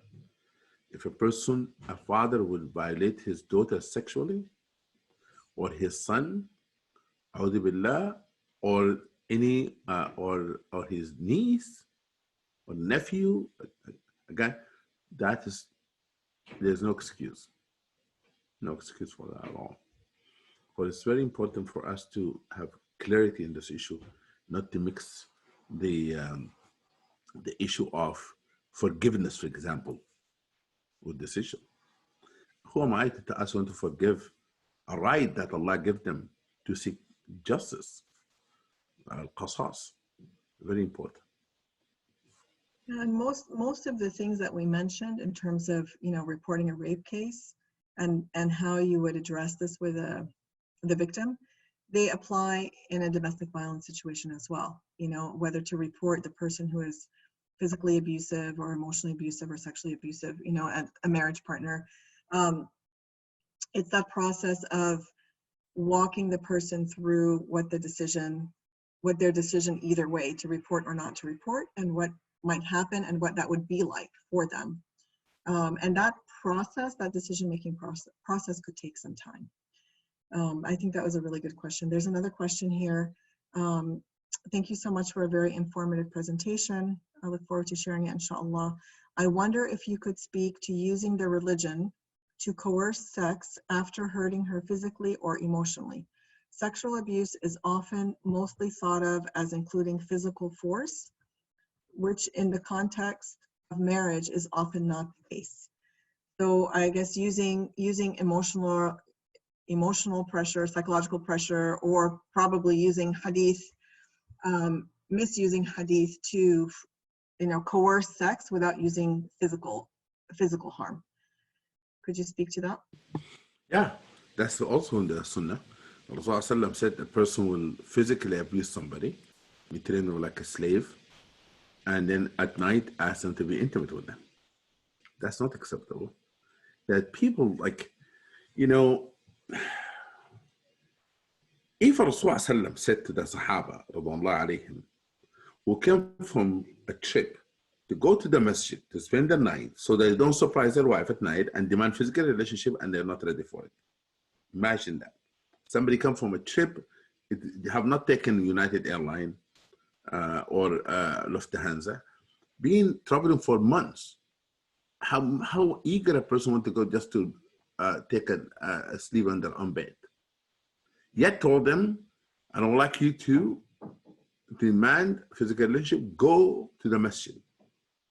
Now, and there's so much etiquette about this whole issue of physical relationship between husband and wife. And there's not enough time to speak about all of it. But it is that Rasul Sallallahu Alaihi Wasallam said, do not have a relationship like animals. Talking to men. I know that people say to me that there's no physical hit or there's no physical force, but a person, for example, nagging makes a person feel guilty. Telling a person that angel gonna curse you all night. That's emotional abuse. If a person not ready for a relationship, then a person should not force them emotionally, psychologically. They sleep in the same bed and calling her names, telling her that the angel are cursing her and so forth. And then she says, okay, let's have physical relationship. What kind of relationship is that? That the person enter intimate relationship because somebody was calling them names, because they want the person to stop from hurting them emotionally, psychologically. It's not acceptable Islamically. And it contradicts actually those principles that the verse of the Quran talks about: mawadda wa rahma wa sakina, kindness, compassion, gentleness, love, and tranquility. It contradicts all of that. Now, but I want to say that, and we mentioned it already in the presentation earlier, that none of them should use physical relationship to manipulate others. Withholding relationship or abusing the relationship. Therefore, some people take this relationship as a way that to demand things, material things, for example. Okay, I will not have physical relationship with you until you stop talking to your mother, or cut off your family, or not allow your aunt to visit us, or I'm not going to have physical relationship unless you buy me new wedding ring, or doing this or that, asking for financial material thing. That's not acceptable. But you have to have a kind of understanding that is balance. The whole thing is balance. I see sometimes one of the things that I was counseling people about is women who are newly mothers, and their husband does not appreciate the fact that they stay up sometime at night nursing the child and that's going to take care of the child, and he start competing with his own children for attention and putting so much pressure on her, unbelievable. For all of these things, common sense, because sometimes common sense is not common, that you have to tell people that, what is Islamically correct, what is not Islamically correct. The entitlement is a problem. Entitlement. It's my rights. I hear that all the time. My rights are not being fulfilled. I said, what kind of rights are you talking about? Okay, in terms of what? And have you asked your rights in a reasonable way? Have you understood the emotional state, the psychological state of the other person? All of this has to be considered as people talk about this aspect of the relationship. I think that's a really good point also, that we should, if somebody's coming and complaining that their right is not being fulfilled, particularly their rights of intimacy, that we do some exploring about what might be getting in the way. So whether it's whether it's a newborn baby, or whether it's the person has some some physical problem, or the relationship itself is not good. Maybe it's not an abusive relationship, maybe it's an unhealthy relationship, but the other spouse doesn't feel cared for, doesn't feel valued, doesn't feel that they've been treated well, and so they're not interested in having an intimate relationship. So sometimes we just need to explore what's going on there before we rush to give an answer. There's another question here that is, what would you say to a domestic violence victim if she asks you directly if she should get divorced? Would you advise counseling, shelter? How do you check your own emotions? How do you check your own emotions with one's own bias when confronted with direct questions like this? So I'm going to give a quick answer and then I'll let you elaborate, Imam Majid. So first of all, when somebody asks a direct question like that, don't ever feel obligated to answer it. If somebody says, should I do this? Should I get divorced? Well, I have no idea if you should get divorced until I hear more about the situation, until I explore with you.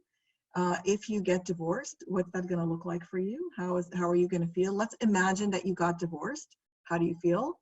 If you don't get divorced, what's that going to look like? What does that mean for you? It's kind of a trap that, people don't intentionally set the trap, but if you feel like you have to answer those questions, you've walked into a trap, because you really don't know the answer to that question until you unpack it more. So, Imam Majid, please share your experiences, as an Imam. I'm sure people may ask you this question quite a bit. Yeah, should I get divorced or not, huh? Yeah, and for a domestic violence victim. Yes. I tell people all their options as an Imam. I give them first what it looks like to have a healthy relationship, what acceptable or not acceptable from a Islamic perspective, and what are the options of a person in life in general. And I tell them, from my experience, that what are the consequences of any decision you make in life.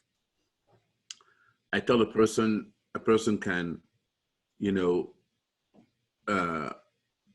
walk out of a marriage and seek divorce, and they have right to do so if they've been physically or verbally abused. They can have that. If their life is not in danger, because if they're in danger, they have to take them as safety. The safety is number one priority. Number two, I refer them to Salma for therapy.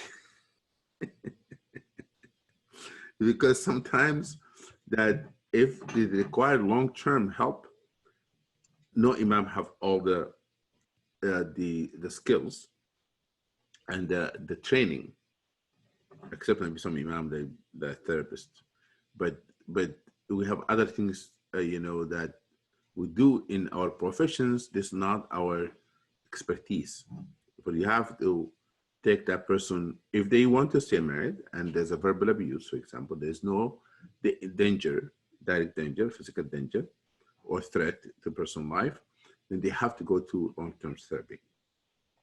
The third situation, I tell them that the issue, I will not make a decision for you today. I'm not going to make a decision for you. And it's not right for me to make a decision for you. I was going to tell you your options, and then you answer your own question. Yeah. And that process, again, could take a long time. It probably won't get resolved in one session or one hour, because it's such a complicated situation. People need to know, like, if they go to a shelter, what can they expect? How long are they allowed to stay there? Are they allowed to take their children? Do they have to leave their son, at home? What's the consequence of that? So there isn't ever a very easy answer. There's no perfect solution. We have to understand that. And we have to tell people, like, there is no perfect solution. There will be a cost and a benefit to whatever decision you take.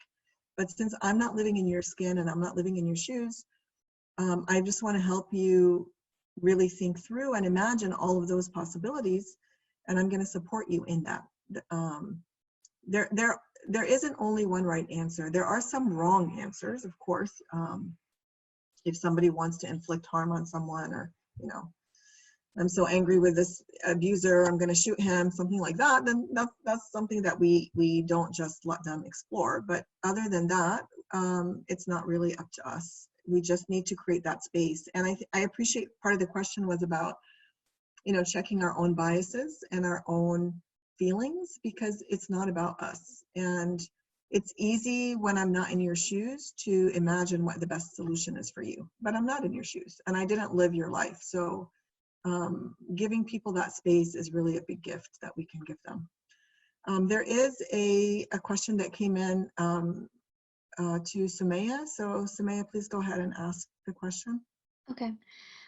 This question says, many women that I have been in a position of supporting with regards to domestic violence have often been on the receiving end of some very harmful responses from imams and community leaders. This often results in an escalation of their abuse or their return to it. How would you address this with the imam or leader in the community who are in a position of requiring the imam to get proper training if they are going to be responding to domestic violence disclosures?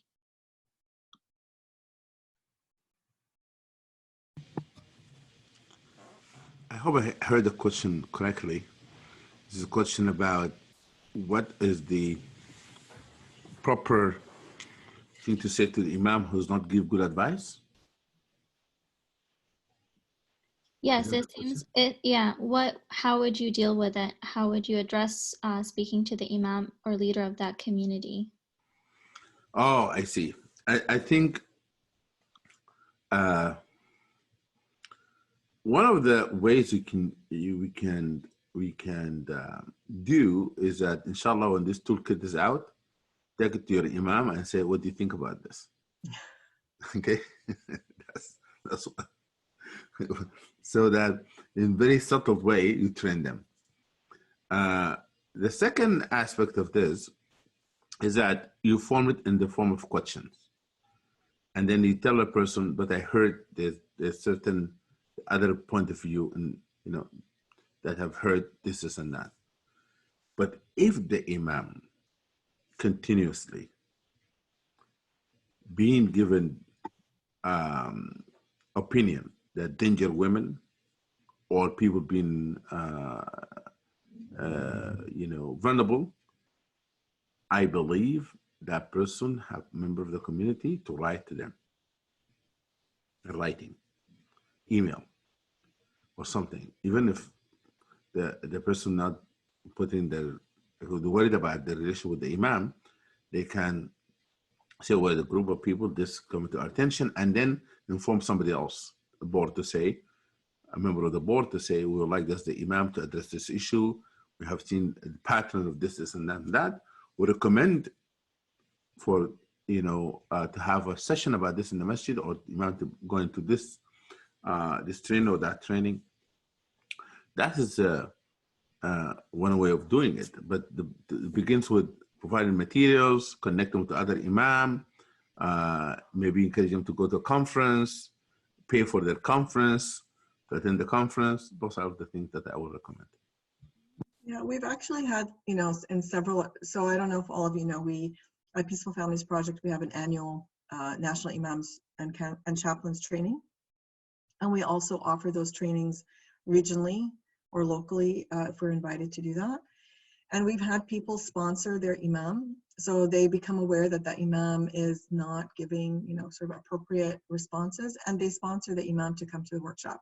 And we've had imams come in the beginning, they're clearly have no understanding of domestic violence. They may have some really harmful ideas, and alhamdulillah, by the end of the training, they may have shifted their ideas a little, or they may have shifted it a lot. Of course, one training may not be enough for many people. It is a matter of continuing to educate. The other thing is that we should let people know that if you go to an imam and you don't get a helpful response, go to another imam. Like, it's just like, you don't have to be stuck with the imam just because that's the imam. Alhamdulillah, there are many imams around the country, a growing number of imams that can be helpful.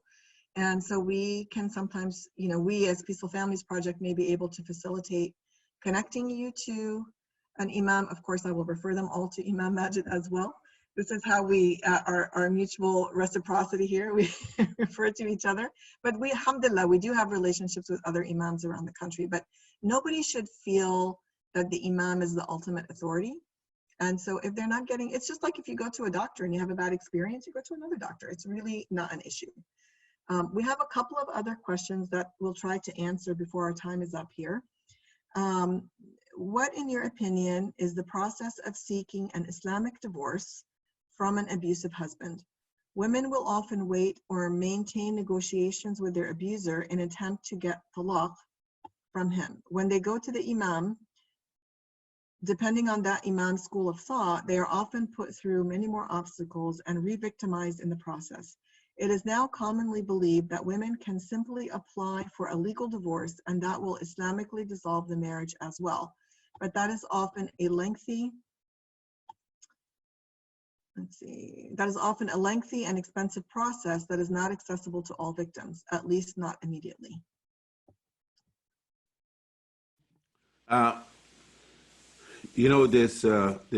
There's something very important that we do at Adams, and many people don't realize until they come back to us if something goes wrong in their marriage and think maybe it's on the line. That Adam's marriage contract, has in it the equal rights of women to divorce their husband. In every contract we sign, there's 11 points, and one of them that the woman has equal rights of divorce. Well, actually, with that contract, anyone who gets married at Adams Center doesn't go too much to the imam and those kind of things in decision. She said, okay, that is there, you agreed on it. The other aspect of this is that they don't have to stay in a marriage if they're not Islamically divorced. What I mean by that? If there's an abusive relationship and a person have a protective order, restraining order, protective order, that person going to be out of their sight. In Islam, that waiting period, it is a period that the women can seek and file for that legal divorce, and when they do that, in the a country other than America, majority Muslim countries. That's why the guy will be removed from the house, and that's why she seek the talaq lid-darar, divorce for harm. Now, we tell a person that continue not to allow him to come in and file immediate for separation. Separation agreement is different from divorce. When they do that, then Islamically, we can issue them divorce if they have civil divorce.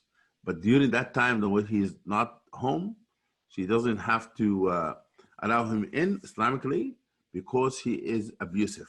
Malik school of thought, he says, a man has an obligation to spend on his wife that she feared his harm, moved her out of his house, and she lived with her parents, or she moved out of the house because he have her in the neighborhood that's not safe.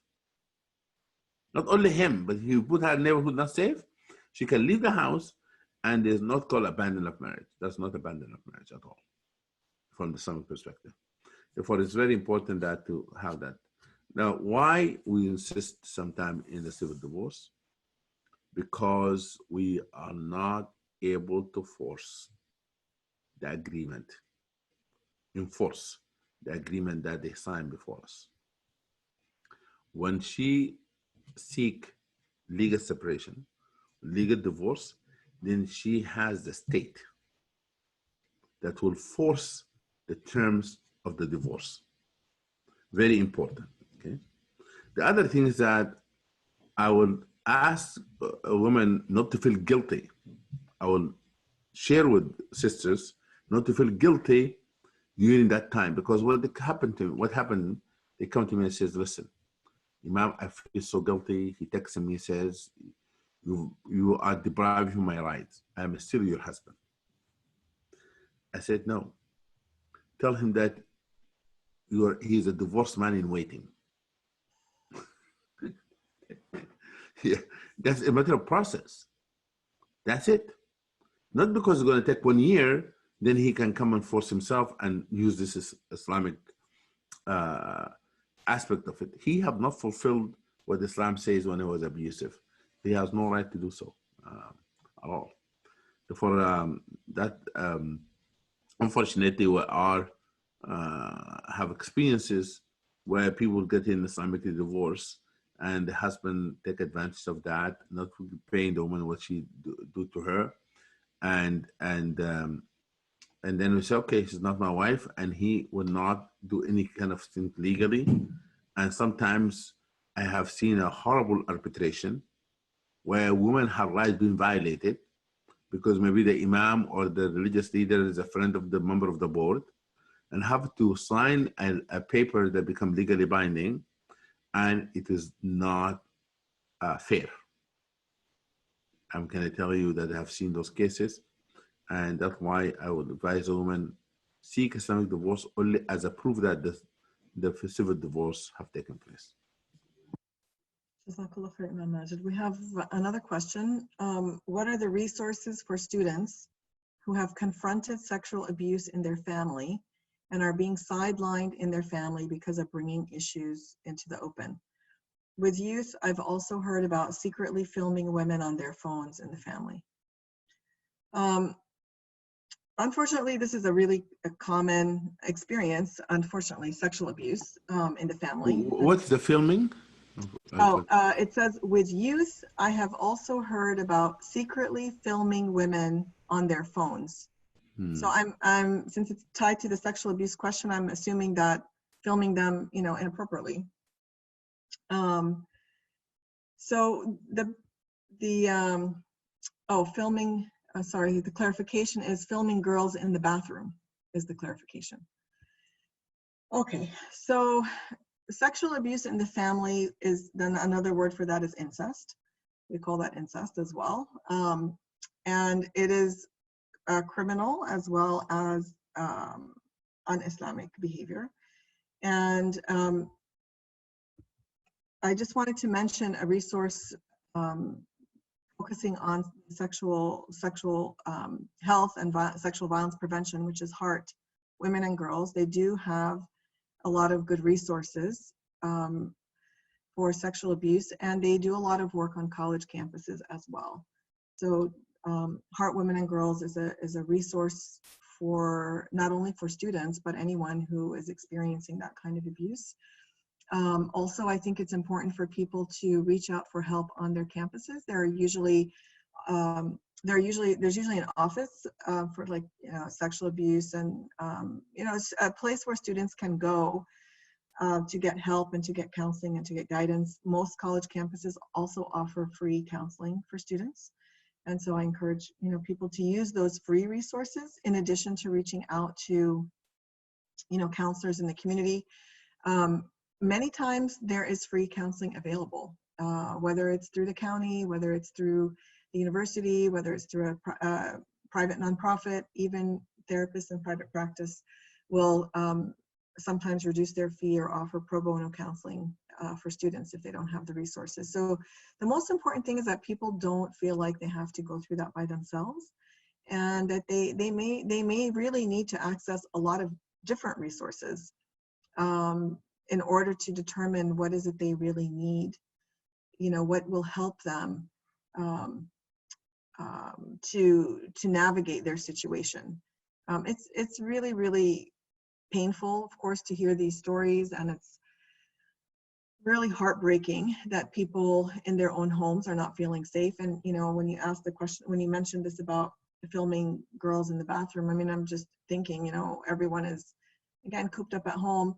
For many people, school was the refuge. School was the place to go to get a break from abuse or from mistreatment or unhealthy family dynamics, or sometimes for people it was work, or it was that if I'm the stay-at-home parent, then when my spouse goes to work, that's my relief.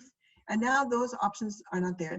Those sources of relief are not there. So any way that we can offer support by phone or by by chat even, and connecting people to organizations that have these hotlines is also going to be really important during this time. Sumaya, let me just check in with you. Is there any other question before we end? We're just about at the end of our time. Yeah, that is the final question. Okay, so I want to thank the PFP team, Sumaya behind the scenes, and we've had other members of our team helping with other webinars. I'm really grateful to be part of this team. I'm very grateful to have Imam Majid as our partner and supporter and real collaborator in all of the work that we've been doing. Alhamdulillah, it's quite a blessing, and I'm really grateful to know so many imams and chaplains around the country who are joining us in this work and who are doing good work. So I know that some people have had really bad experiences when they've gotten, turned to an imam for help. And I just want you to know that there are a growing number of imams who are very helpful and who are giving good and appropriate intervention. I want to encourage you to stay in touch with us. And I'll ask Imam Majid to just close out with a dua. We ask Allah subhanahu wa ta'ala at this time for those who are recovering from any sickness to give them a speedy recovery, and those who work in the health field, that Allah protect them, all of them. Trash companies, speaking about trash, people work in grocery store, people helping us to make our life easy at this difficult time. Allah protect all of them. Allah subhanahu wa ta'ala heal those who are sick, give them speedy recovery, and there's no any sickness effect of the sickness in their body. As we say in the dua, Allahumma rabban nas idhhib al-ba's ashfi anta ash-shafi shifaan la yughadiru saqama wa nunazzilu min al-Qur'ani ma huwa shifaa'un wa rahmatun lil-mu'minin. نسأل الله العظيم رب العرش العظيم أن يشفيهم. نسأل الله العظيم رب العرش العظيم أن يشفيهم. نسأل الله العظيم رب العرش العظيم أن يشفيهم. Allah protect all of us, and Allah subhanahu wa ta'ala bless us, bless our gathering today. Allah subhanahu wa ta'ala give this organization, Peaceful Family Project, always the resources and the means to train and to teach many, many people in this important aspect and topic of keeping our home safe. Allah subhanahu wa ta'ala accept from all of us. Subhanaka Allahumma bihamdik. La ilaha illa ant. Nastaghfiruka wa natubu ilayk. See you inshallah when next week? Our next webinar is on Wednesday from 3 to 5, inshallah. Please join us for the final webinar on spiritual counseling. Assalamu alaikum. Alaikum assalam. Jazakumullah khair.